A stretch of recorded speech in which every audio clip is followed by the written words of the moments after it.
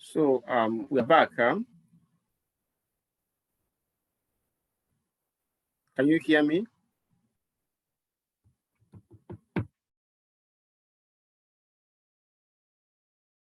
Yeah, I can hear you. I did have a question though. So did you figure out when you were going to upload the questions for question number 7, quiz 7? Yeah, what I'm going to show you in a minute. Just give me 1 minute. Okay. What I did, I removed it. Let me take you to the class. Where is it? Where is it? Yeah, this is the class right here. So if you look at the model, you see, to avoid that kind of situation, I removed the quiz, quiz 7 completely. Okay. So it will pop up here. It will pop up here or on the assignment when the questions are ready on Saturday. So it will only pop up when the questions are ready. If the questions are not ready, it's not going to pop up. Okay, cool. I think that will take care of the problem. Miss Kenya, can you hear me? Miss Kenya, you there? Yes, Professor, I'm here. Yeah, I removed the 7 completely. So it will pop up when the questions are ready. So that you won't have that kind of problem again. Okay? Okay, that's fine. That works. That will take care of it. So let us continue. Oh, thank you, Professor. I'm sorry. Oh, you're welcome. So now we are now back to the next thing we have tonight, which is quality movement. All of us here like quality. When we buy clothes, when we buy watches, when we buy houses, when we buy a car, when we call a customer service, we want quality. And it is, if you ask me, I would say it is one of the things that makes a business grow. So, but current ideas about quality have changed. Well, it didn't change. The extent to which we have gone through different stages of quality improvement is not something that started recently. It's been a grind and a long journey. So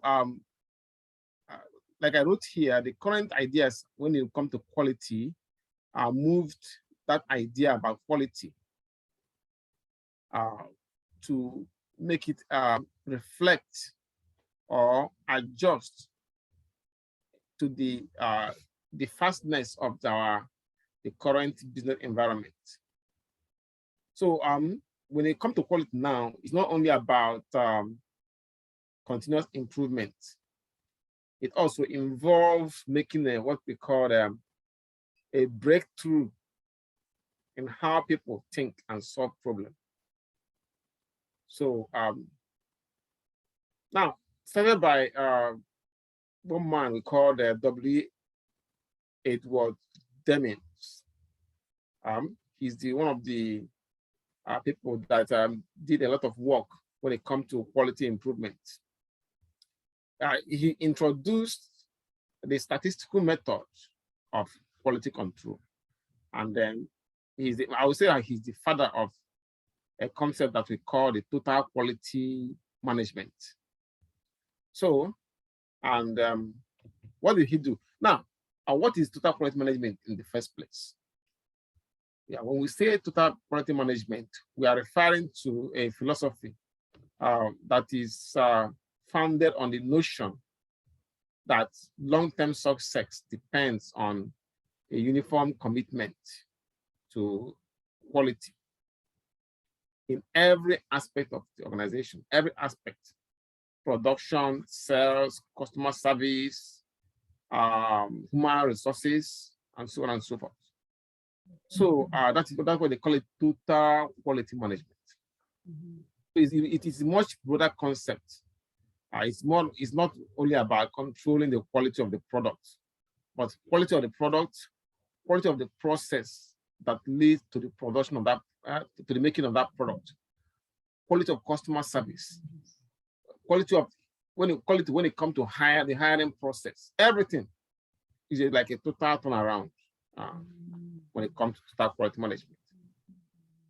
So we use it involves the coordination of efforts that are directed to not only improving customer satisfaction, but also enhancing employee participation, strengthening supplier partnerships, and also facilitating an organizational atmosphere of the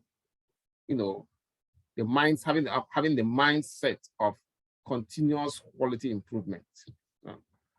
So it is a process, it is continuous, it affects every aspect of the organization.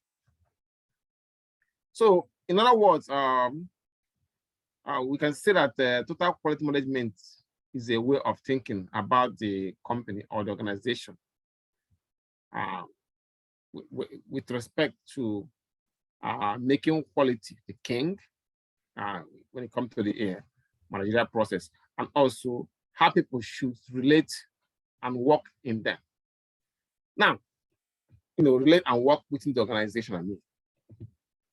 Now let's take a quick look at what Demings did. During after the Second World War, he introduced this the statistical method of quality improvement and quality process. Now, the American companies then didn't pay attention to him. They were more interested in mass production and profits.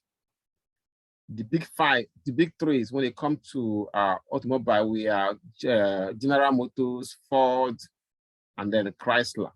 So, because nobody paid him attention in America, he moved the idea to Japan. Now, after the Second World War, Japan was trying to rebuild their country and also to rebuild their business. So when Edward Jenner came to Japan and introduced the idea of statistical quality control, the Japanese embraced his ideas, because they are in the building process and they started to implement it. So Edward Deming's ideas, American company wasn't, they think that it is something that is not immediate, it's not instant. So they believe that they will not need it. But then sooner or later, very soon, 30 years later, well, not up to 30 years, I would say 30 years later, as a matter of fact, the thing is that the Japanese were practicing this method and they were getting success, but it was noticed 30 years later in America when Japanese companies started to knock out US companies. Japanese cars started to take over US company. No, I won't say take over, overtake US automobile company in sales. So in other words, the American company took interest in Deming's ideas only when they began to have trouble competing with Japanese company in the 1980s. So by that time, it has become, I would say it had become a little bit late, because Japanese cars have by that time penetrated US markets. Quality, they practice quality in many ways.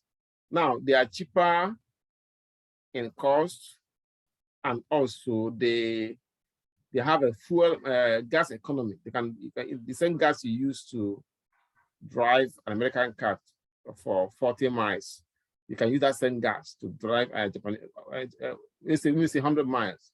You can use that same gas to drive a Japanese car for 120 miles, for example. So, and also they are cheaper to maintain, cost of maintenance is cheaper because they practice quality management, total quality improvement. I'm sure some of you know this already. You know that the Toyota cars and Nissan and so on and so forth. So not only that they are cheaper in price, they are cheaper to maintain, and also they have a economy, gas economy. So now they started taking eating the lunch of US cars. Not only that, in other areas too. So Americans, American businesses started to pay attention. That was when they, realized that we should have done something about this long time ago, because Deming is from gave us this idea some time ago, but we scoffed at it. So in Deming's management system was philosophical, and it is based on continuous improvement. That is the perfect deal for him. Continuous improvement. It's never stop improving. And he also believed that a commitment to quality requires, I would say, total transformation of the entire organization. Now, American companies actually are doing it now. They are practicing, you may not know it, but at the higher level, they believe in quality. Yeah, sometimes we have some companies that go out of line, but these days, quality, given the fact that competition is very stiff in the industry, you have to make sure that the customer is happy with their product so that they'll come back for more. Now, Deming's philosophy is also based on a system known as 14 points. Excuse me, the 14 points.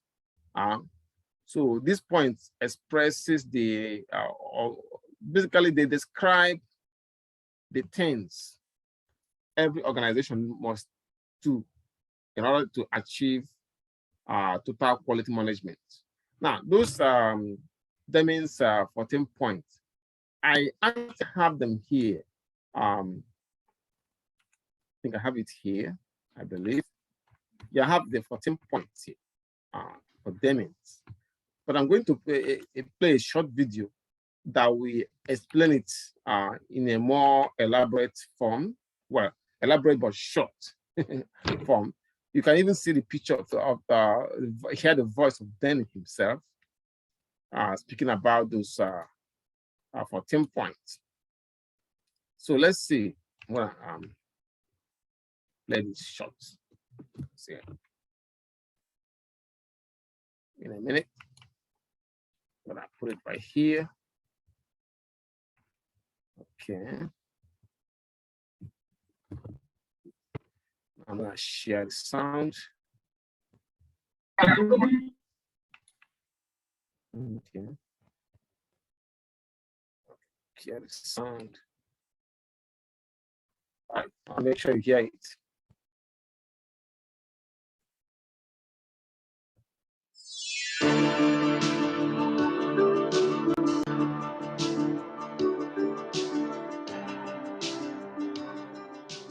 Can you all hear the sound? Yes, Professor. Excellent. With better quality and lower costs, you can capture the market with better quality and lower price.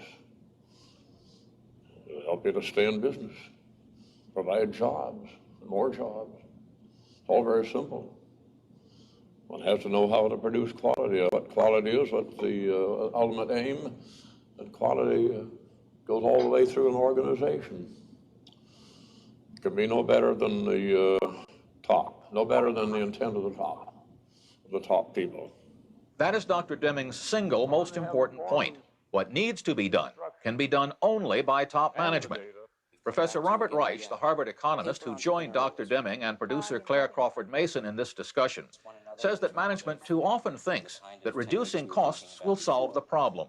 There are a lot of ways to reduce costs, but that is not going to enhance our standard of living, because our standard of living is based upon improving the quality of our work and our skills, our skill bases, the value of what we do. The irony is that Dr. Deming's 14 points will, in fact, reduce cost, but that isn't the point. They will create jobs and provide better products and services for the consumer.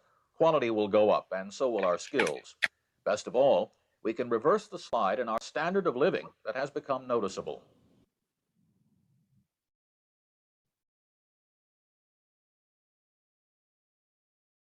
Point number 5 is continual improvement of processes. Finding what's wrong is not improvement of the process. If there were a fire here in this building and somehow we put it out, that does not improve the building. That's not improvement. That's putting out fires. People, it's very important to understand the difference between putting out fires, plugging leaks, and improvement of processes.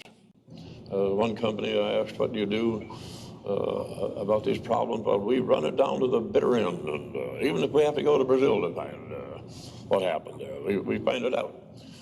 It sounds great. That's a path toward destruction because they're not studying the system. They're managing outcomes, managing defects, instead of looking at the system that produced the defects. Point 5 sounds like point 3. Well, yes, in a way it does. Each of Dr. Deming's 14 points is implicit in all the others. The way not to depend on mass inspection, point 3, is to continually improve the process, point 5.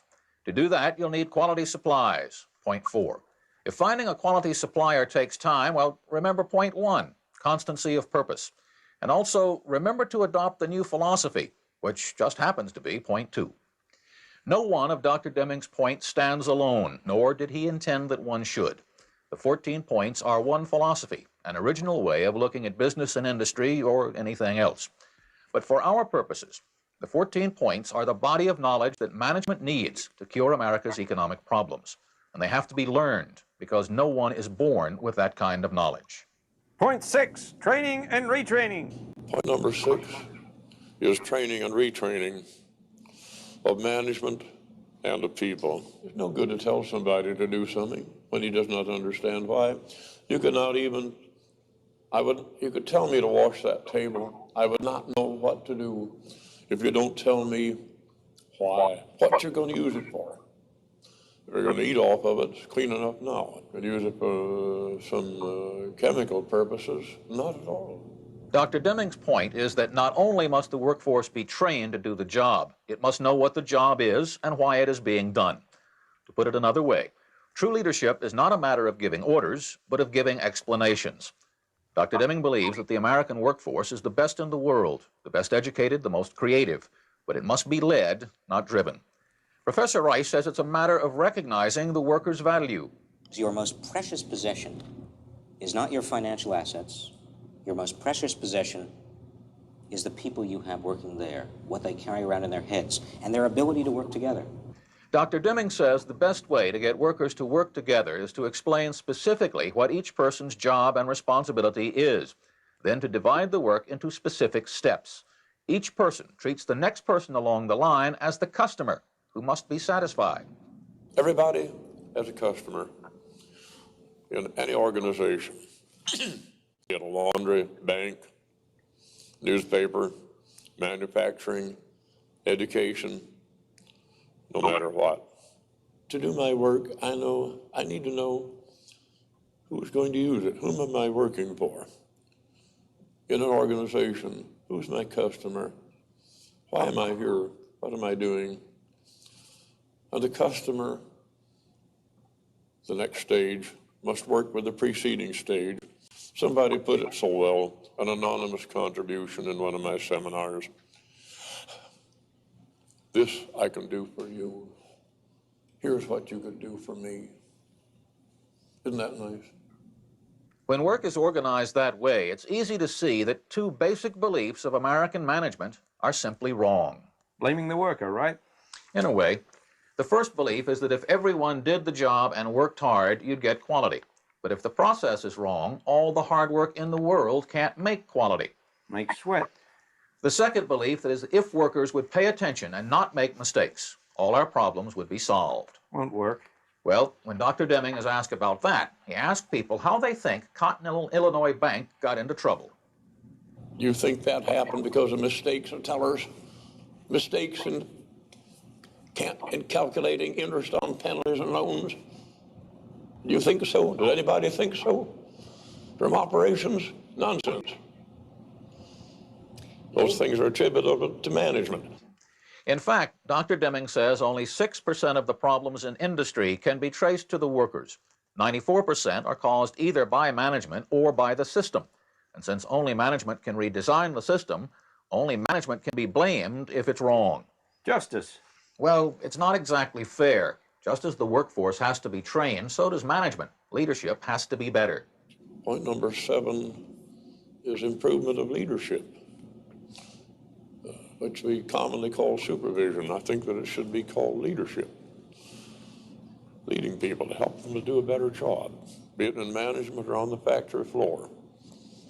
Supervision should be replaced by leadership. There's no secret, once again, about what leadership is. What leadership must do is to help people.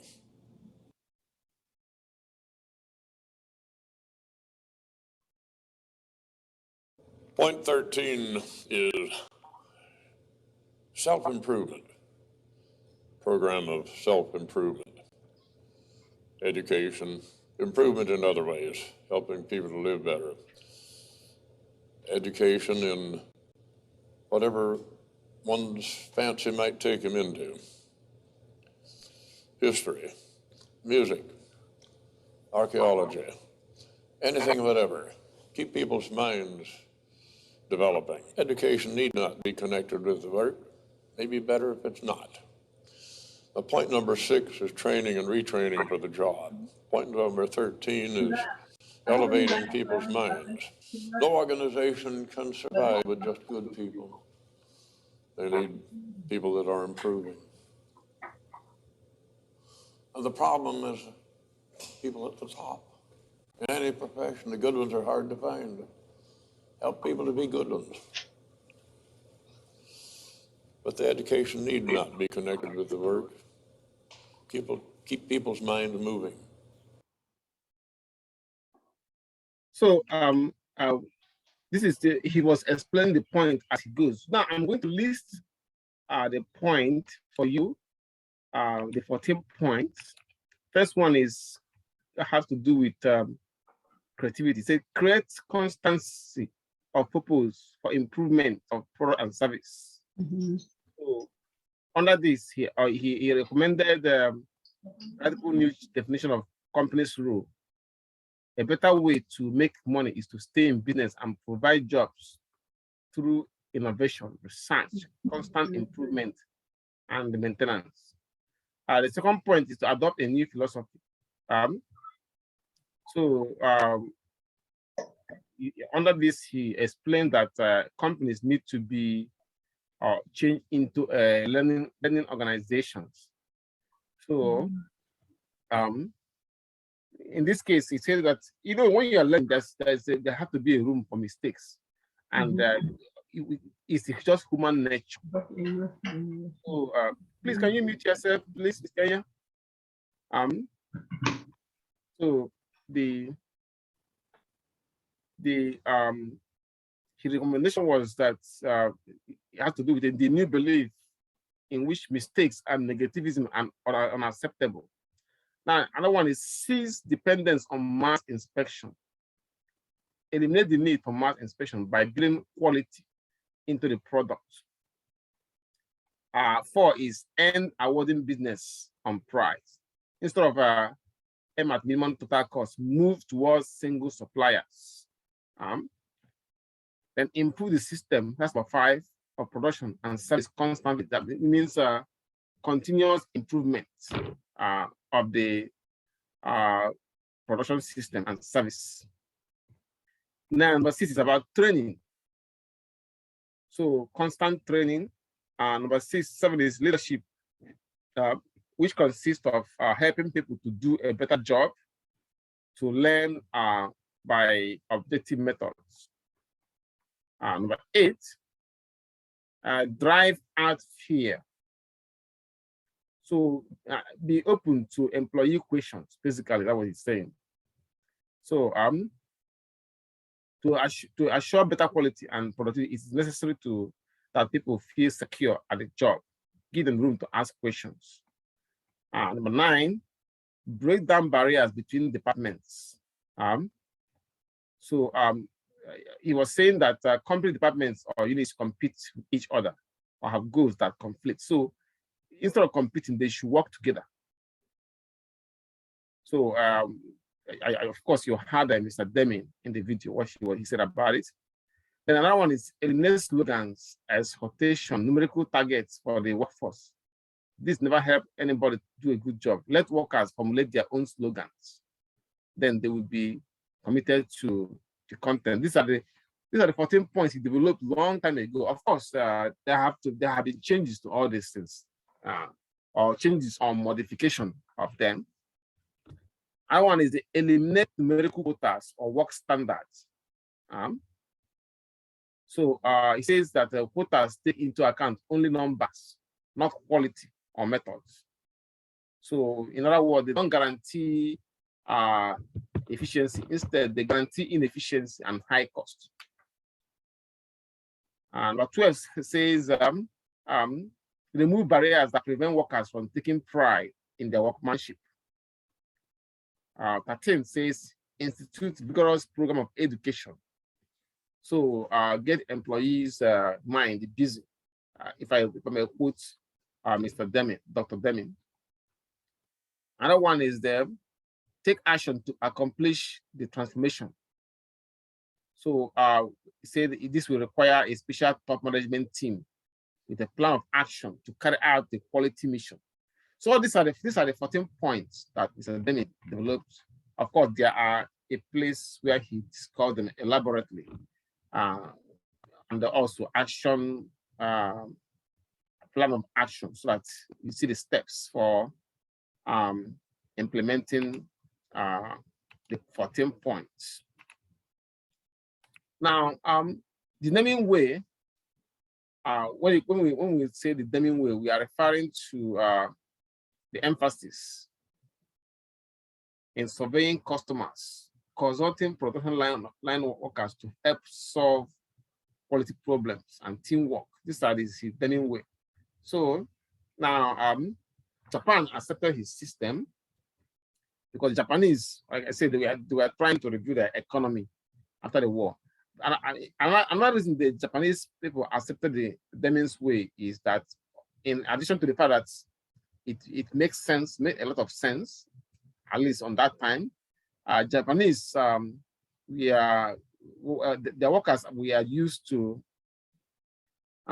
uniformity and allegiance to their institutions. So they are used to that. So, and their companies learn to collect data for statistical monitoring and also for measuring customer satisfaction based on what Dr. Deming taught them. So when they do that, their main goal was to produce many of the same consumer goods that are better and cheaper. So better and cheaper than the one that is being produced in the United States. And that's what they did.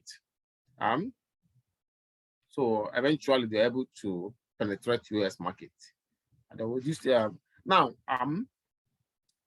a few key points here when it comes to Deming's way. So as you can see from the video, what he was saying on the video, he saw business as the bedrock institution in a society, and management. He said on the video that when something went wrong, management take 94% of the blame, should take 94% of the blame. And what? Because it's the management that establish the system that, or the process that employees follow in the workplace. So to Deming,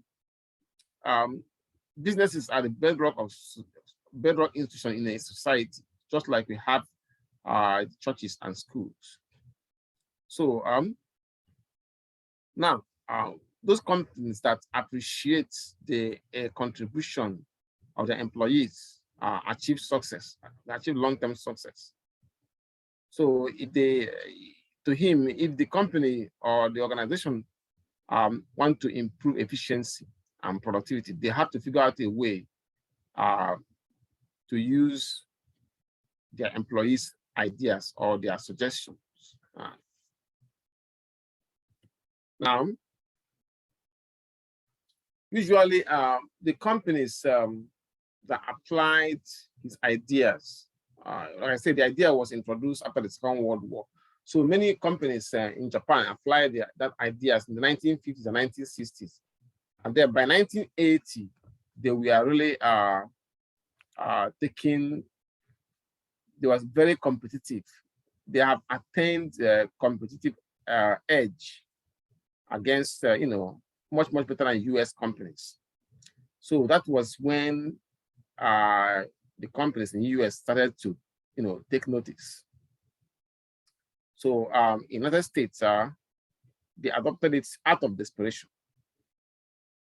So, and then things started to get better. Now, Ford actually invited Deming, the Ford Motor, the founders and managers, they invited Demings to, to speak to him. And they were like, if Japan can do it, why can't we? So Deming accepted the invitation and then, showed them something he showed the Japanese. And he continued to teach his method until his death in 1993 at the age of 93 years. So I will now take a quick look at Deming's chain reaction. So Deming described his chain reaction. 1 minute. He described his chain reaction for business success, beginning with improving quality. In other words, as a matter of fact, his chain reaction have this idea that you should reward workers as soon as the company prospers, give them a kind of incentives or even bonuses, so as the company prospers, instead of trying to make a company to prosper on the backs of your employees. So cost reduction eventually will come with improvement in quality. Now, Deming thought that quality could be improved by action on the basis of hard data. You can collect data on what worked and what doesn't work, things like that, and see data on, that this when we apply this method, the number of the defects of products that are rejected will be lower compared to the other method, if indeed the other method is cheaper. So the process of that he advocated can be summarized in this acronym PDCA, which means plan, do, check, act, and we call it the Deming cycle. I will show you a chart that will explain how it works. Now, when you improve the quality, the cost will decrease because of less rework, fewer mistakes, few delays, snags, and better use of machine time and the material. So cost reduction will be an outcome, a byproduct of quality improvement. Now, when quality improve, cost decrease because there will be less mistake, less rework, few delays, snags, better use of machine time, and so on. Now, when the quality cost increases as the result of this, productivity also improves. With improved productivity comes the capture of market. You are making quality products at a cheaper price, and that will, of course, that will open the wallet of the customers. So you capture the market with better quality and lower price. Then that means that your company will stay in business. And then when they stay in business, they provide jobs and more jobs. So everybody gains. When the quality improves, everybody gains. That's one of the things that Deming explained to the Japanese and later to the United States businesses when they were willing to listen. Now, the Deming cycle is, like I think I've already explained this, is a cycle in a continuous quality improvement model. Plan, do, study, and act. You can see from the chart here. Plan, do, check, and act. So it's like a cycle. It's a process that continues. Continuous improvement, plan, do, act, and check. Continuous through the consolidation. continuation through standardization. It keeps going round and round because there's always something to improve at every point in time. Okay. So a quick review of the Demings PDCS cycle.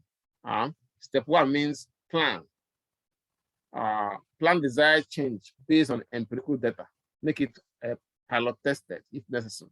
Then step 2 is to implement that change that you planned. Step 3, check what happened after the change was implemented. Then step 4, act on lessons learned. So if there's any lesson learned by implementing that change, act on it.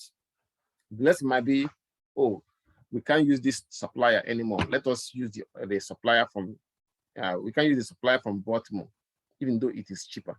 Let us use the supplier from Colombia. It's a little bit more expensive, but it will give us what we want. Something like that, you know.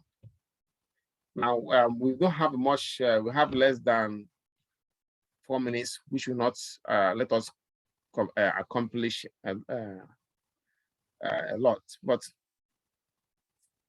I'm gonna time us out. We'll log back in after 10 minutes so that we can look at ISO certification. Please don't forget to log in after 10 minutes, okay? So I'll see you back here in 10 minutes.